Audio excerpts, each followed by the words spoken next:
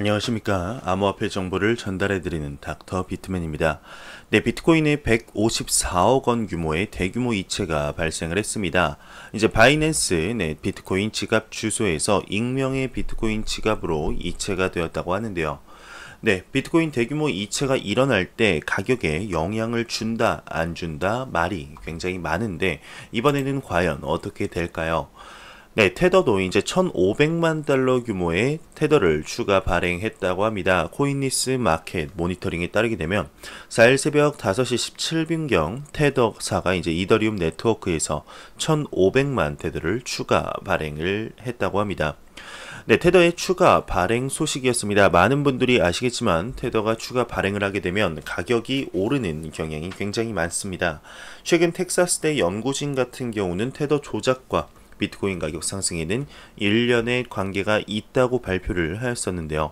텍사스대 두 교수는 블록체인 데이터를 알고리즘으로 분석한 결과 비트코인 가격이 하락하면 어느 시점에서 테더를 이용한 구매가 늘어났고 이는 다시 비트코인 가격 급등으로 이어졌다고 밝혔습니다.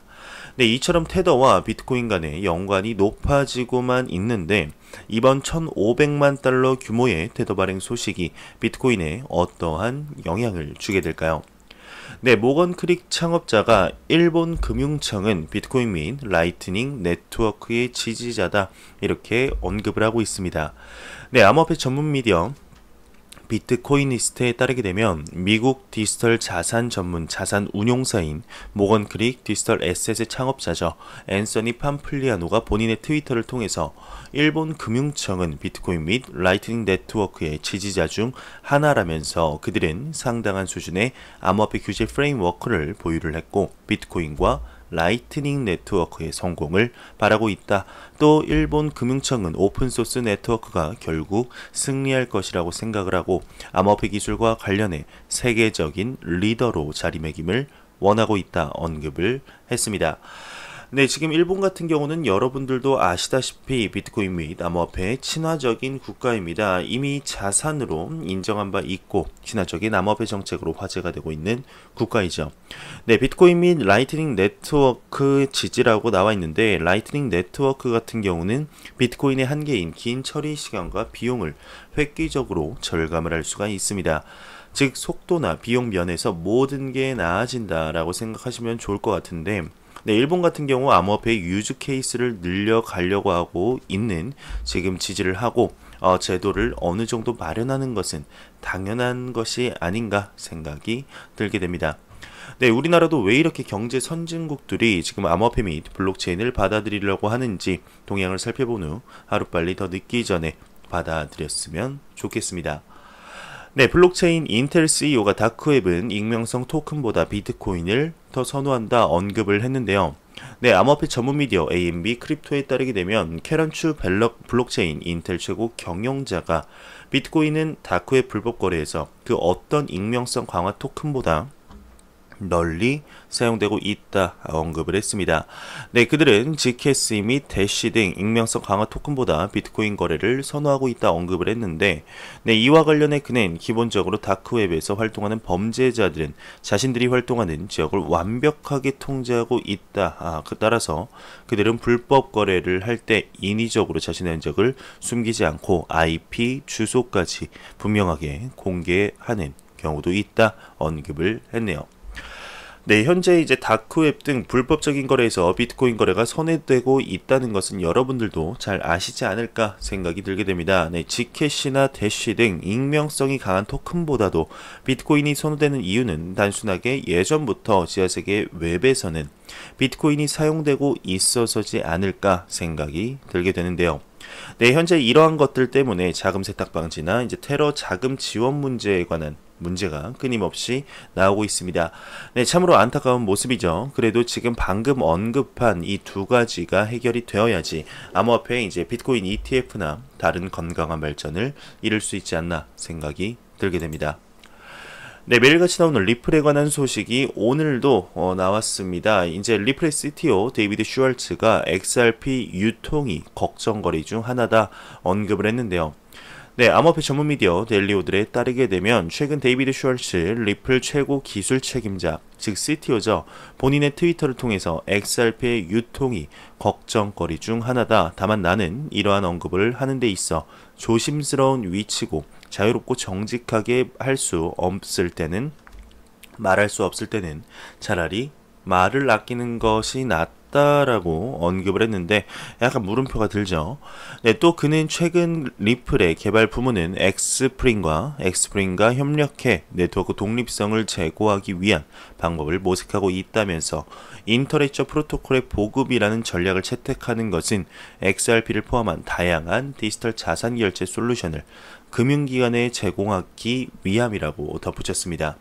네, 다음 소식도 이제 리플에 관한 소식이 나왔습니다. 전 미국 재무부 관계자가 리플 정부관계팀에 합류했다는 굉장히 좋은 소식인데요. 정부 공무원을 고용해서 공무원과 대화하는 것이 리플이 수행한 훌륭한 전략이라고 생각하게 된다고 하네요. 네, 정말 매일같이 나오는 리플에 관한 소식 오늘도 끊임없이 나왔죠. 현재 2주 동안 끊임없이 쉬지 않고 나오는 것 같습니다. 참 이것도 대단한 것 같은데요.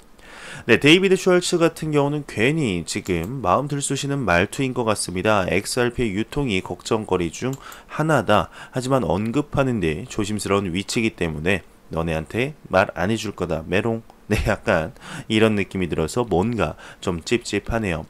현재 XRP를 판매하지 마라라는 소송과 청원이 들끓고 있는 이때 지금 이러한 발언을 하는 것은 뭔가 계획이 된 것일까요? 아니면 저희가 모르는 무엇일까요? 네, 일단 다음 소식은 이제 전 미국 재무부 관계자가 리플 정부 관계팀에 합류했다는 소식은 굉장히 반길만한 소식이죠.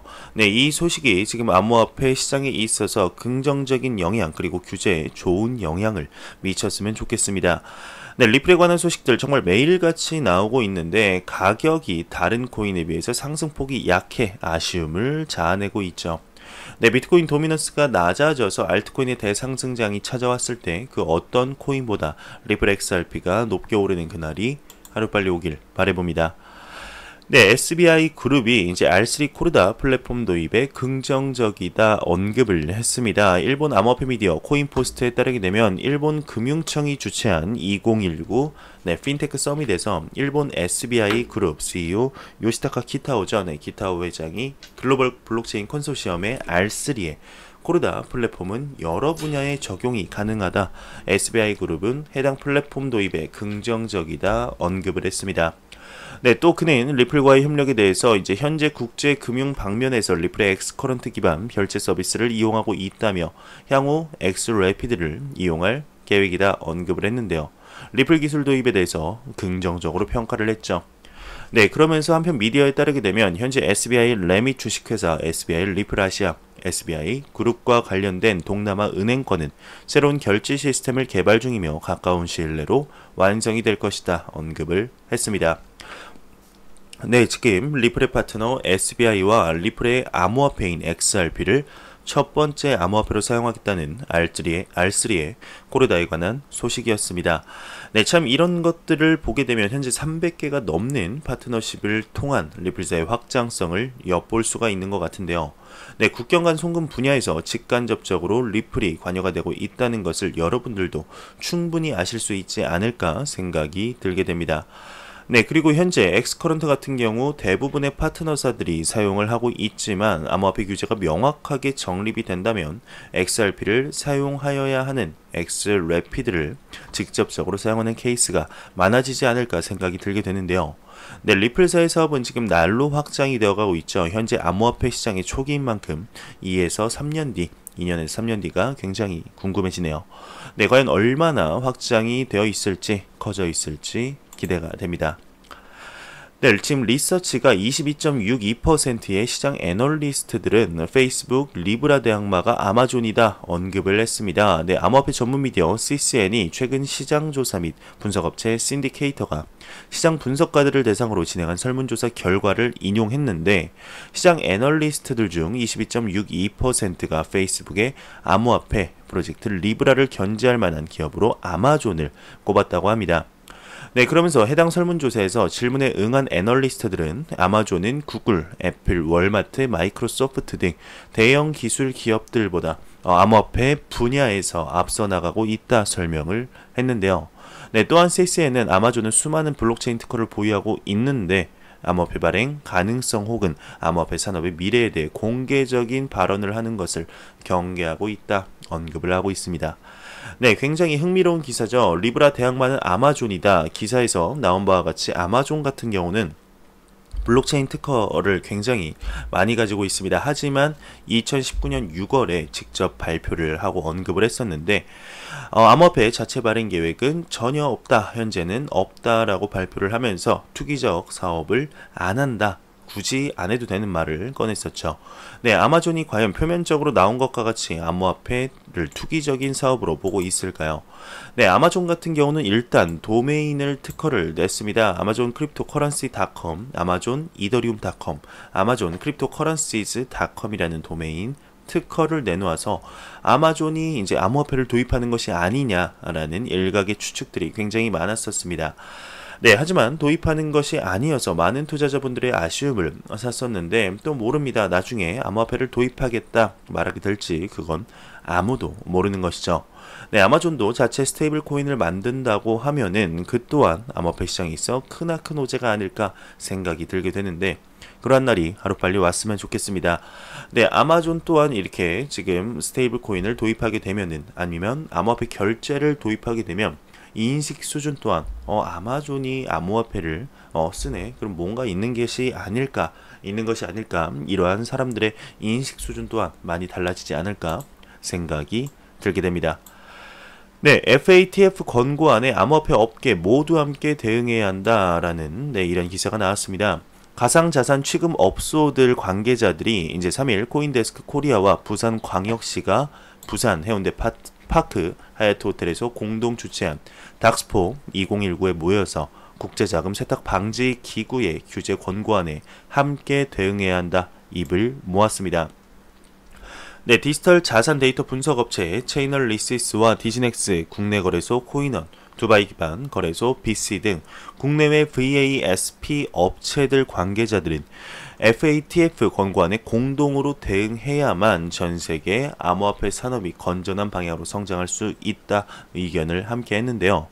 네, 제시스피로 체이널리시스 규제 책임자는 FATF 권고안은 완전히 새로운 내용이 아니라 기존 금융권에 적용되는 규제를 암호화폐 자산에 적용하겠다는 것이다 언급을 했었습니다. 네, 그러면서 이제 국가별 암호화폐 규제에 대해 VASP가 일괄적으로 적용하는 것은 주의할 필요가 있다는 의견도 제시가 됐었는데요. 네, 멜컴 라이트는 대표적으로 FATF 권고안 중 여행 규칙은 VASP가 개별적으로 만족시키기 어렵다며 이런 부분은 VASP 모두 함께 논의해야 하는 것이 맞다. 하지만 VASP 중 이제 기술만 알고 규제의 측면은 모르는 경우가 많다며 이런 업체들의 일괄적인 규제 적용을 요구하기는 어렵다. 기술과 규제에 대한 이해도를 높이는 작업이 우선돼야 한다라고 언급을 했습니다. 네, 지금 이 FATF 권고안에 대해서 발표가 되었을 때 굉장히 이러쿵저러쿵 말이 많았었죠. 말도 안 되는 내용이다, 지키기 정말 어려운, 현실적으로 어렵다라고 말하는 부분도 있었고, 하지만 어떻게든 지켜야 한다. 암호화폐 시장을 이것이 더욱 한 단계 성장시키는 도움이 될 것이다 말하는 부분도 있었습니다. 네, 지금 FATF 규제 권고안이 최종 발표된 지 약 3개월 정도가 지났었는데 국제적인 정세를 봤을 때 전체적으로 지키려는 모습을 좀 더 보여주고 있지 않나 생각이 들게 됩니다. 네, 과연 어떻게 진행이 되게 될까요? 일단은 맞추면서 새로운 개선점이라든지 찾아야 하지 않을까 생각이 들게 됩니다. 네, 다음 소식입니다. 국내 블록체인 기업의 자금난이 심화되고 있다는 소식입니다. 네, 무슨 내용일까요? 지금 10곳 중 8곳은 매출이 없었다고까지 하는데요. 네, 블록체인 시장에 지금 진출한 국내 소프트웨어 기업 10곳 중 8곳은 매출을 기록하지 못한 것으로 알려졌다고 합니다. 네, 과학기술정보통신부 산하소프트웨어 정책연구소가 지난달 발간한 2018년 소프트웨어 산업 실태 조사 보고서에 따르게 되면 블록체인 분야에 진출한 소프트웨어 업체 198곳 중 198곳 가운데 매출이 발생한 기업은 44곳밖에 없었다고 하네요. 사실상 나머지 80%는 이제 블록체인 기업들이 매출을 기록하지 못한 거죠. 네, 그러면서 이제 스마트 팩토리, 스마트홈, 자율주행, 핀테크 등 융합 신서비스 분야에 진출한 기업 116곳 가운데 88곳이 매출을 발생했다고 합니다. 네, 블록체인 기업의 매출액도 신기술 소프트웨어 가운데 가장 적은 것으로 나타났다고 하는데, 지금 블록체인 사업 개발에 있어서 가장 어려운 점 역시 자금 문제인 것으로 조사가 되었습니다. 네, 지금 가장 애로사항 1위가 자금 부족 및 투자 유치, 2위가 수요 및 수익 불확실성, 3위가 법제와 규제, 4번째가 인력 부정, 5번째가 비즈니스 모델 등이 꼽혔다고 합니다. 네, 그러면서 지금 이처럼 블록체인 기업들의 매출이 저조함에도 불구하고 연구 개발비와 인력 채용에 투자하는 비용은 신기술 가운데 또 높은 이런 비용을 차지했다고 하네요. 네, 참 답답합니다. 왜 이러한 일들이 일어나는 것일까요? 뭐 당연하겠죠. 정부 측에서 암호화폐와 블록체인 기술들을 현재 막아버리고 있으니 뭐 당연한 결과가 아닐까 생각이 들게 되는데, 참으로 답답한 일이 아닐 수 없습니다. 현재 우리나라 같은 경우는 다른 나라에 비해서 블록체인뿐만 아니라 4차 산업의 투자 수치가 최하인 반면 규제 수치는 최상이라는 오명을 썼다라는 기사를 본 적이 있습니다. 네, 지금 굴러가는 모습을 보게 되면 크게 다른 것이 없다라는 생각을 하게 되는데요. 네, IT 국가라는 명예를 다시 한번 찾았으면 좋겠습니다. 블록체인뿐만 아니라 다른 신기술, 클라우드, 빅데이터, 사물인터넷인 IoT 또한 발전을 했으면 좋겠습니다. 네, 현재 투자 유치가 가장 애로사항인 블록체인 사업의 경우 ICO를 현재 막았기 때문에 원활히 공급이 안 되는 것이 아닌가 생각하는데, 네, 이러니까 블록체인 기업들이 그리고 인재들이 친화적인 정책을 펼치는 스위스나 몰타와 같은 해외 국가로 빠져나가는 것이 아닌가 생각이 들게 되네요. 네, 해킹에 관한 소식입니다. 약간 재밌고도 우픈 소식인데, 지금 미국 코네티컷 주에서 수사를 지휘하는 형사에게 실수로 이메일을 보냈다가 덜미가 잡힌 남성이 있다고 합니다. 네, 보도에 따르게 되면 지난 4월 이제 코네티컷 주민 한 명이 뉴저지 시민인 데런 카터의 암호화폐 절도에 희생이 되었었는데, 그곳에서 그는 피해자의 휴대전화를 훔쳤고 15,472달러 상당의 암호화폐를 그들의 코인베이스 계정에서 전송한 것으로 알려졌다고 합니다. 네, 카터 같은 경우는 이 자금을 자신의 페이팔 계좌로 송금한 미 달러화로 전환을 했는데, 카터는 이메일을 통해서 피해자에게 사과하기로 결정을 했는데, 이 사건을 수사하는 형사에게 편지를, 이메일을 잘못 보냈다고 합니다. 네, 그러면서 신원 도용 혐의로 카터를 체포하기 위해 도착한 경찰은 그가 이미 살렘 카운티 교도소에서 관련 없는 혐의로 형을 받고 있는 것으로 발견을 하고 이제 훔친 자금을 회수하여서 피해자에게 돌려주었다고 하네요. 네, 지금 현재 암호화폐 범죄가 급증하면서 2018년 1월 10만 달러 이상의 리플 XRP 45만 달러를 훔친 것에 대해서 호주 시민 캐서린 응우옌이 인정했다 하는 사건이 있었는데, 이렇게 응우옌은 성이 같은 남자의 이메일 계정을 또 해킹을 했다고 합니다. 네, 그러면서 또 이제 마이크로소프트사의 전직 임원이 암호화폐로 1,000만 달러를 훔치려는 계획으로 체포가 되었고, 계속해서 이러한 해킹에 관한 소식들이 나오고 있습니다. 네, 지금 참 영화에서만 나올 것 같은 이제 해킹범이 경찰에게 이메일을 잘못 보냈다가 참 웃기고도 웃을 수만은 없는 내용이 아닌가 생각이 들게 됩니다. 네, 현재 이와 같은 암호화폐 관련한 해킹 소식들이 많이는 아니지만 예전에 비교하면 뭐 그리 많은 수준은 아니죠. 하지만 계속해서 조금씩 나오고 있습니다. 네, 암호화폐 시장은 아직까지 초기 시장이기 때문에 추적을 다른 산업에 비해서 쉽게 따돌릴 수 있다는 것과 보안이 취약하다는 것을 이용한 것이 아닌가 생각이 들게 되는데요. 네, 점점 블록체인 및 암호화폐 산업이 확장이 되고 인정이 될수록 보안도 점점 업그레이드 돼야 되지 않을까 생각이 들게 됩니다. 네, 버거킹에서 이제 독일 내 비트코인 결제를 지원한다고 합니다. 암호화폐 전문 미디어 코인게이프에 따르게 되면 글로벌 패스트푸드 프랜차이즈죠 버거킹이 독일 지사가 비트코인 결제를 지원한다고 합니다. 네, 향후 이용자들은 버거킹 모바일 앱으로 결제 시 비자, 페이팔 등 기존 결제 수단과 함께 암호화폐로 결제가 가능하다고 하네요. 네, 현재는 이제 독일 내에서만 비트코인 결제가 지원 가능하니까 주변에 버거킹 있다고 비트코인으로 결제 지원해 달라고 하면은 그 사람들이 아마 궁금증을 자아내는 표정을 짓지 않을까 생각이 들게 됩니다. 네, 비트코인 캐시 개발사인 이제 아메니가 비트코인 캐시 실시간 거래 강화 신규 접근 방식을 공개했다고 합니다. 이제 네트워크에서 실시간 거래를 강화할 수 있다는 새로운 접근 방식인데 이 솔루션은 작업 증명, 즉 POW 알고리즘을 기반으로 비트코인 캐시 트랜잭션에 대한 실시간 검증을 진행한다는 소식이네요. 네, 미 프랭클린 템플턴이 SEC에 블록체인 기반 정보 펀드 예비 심사를 신청을 했습니다. 네, 해당 펀드는 이제 미국 정부 증권, 환매 조건, 부채, 블록체인 기반 주식 등 다양한 포트폴리오를 구성하고 있다고 합니다. 네, 지금 현재 미 증시가 약보합으로 마감을 하고 있고 블록체인 테마주 또한 혼조세를 보이고 있다고 하네요. 네, 이렇게 제가 준비해온 소식은 여기까지입니다. 영상이 도움이 되셨다면 구독과 좋아요 그리고 광고 한 편만 처음부터 끝까지 시청해 주시기 바랍니다. 이 채널은 오직 광고 수익으로 운영이 되게 됩니다. 항상 영상 시청해 주시는 시청자분들, 구독자분들 너무나 감사합니다. 저는 다음 영상으로 찾아뵙도록 하겠습니다. 지금까지 닥터 비트맨이었습니다. 감사합니다.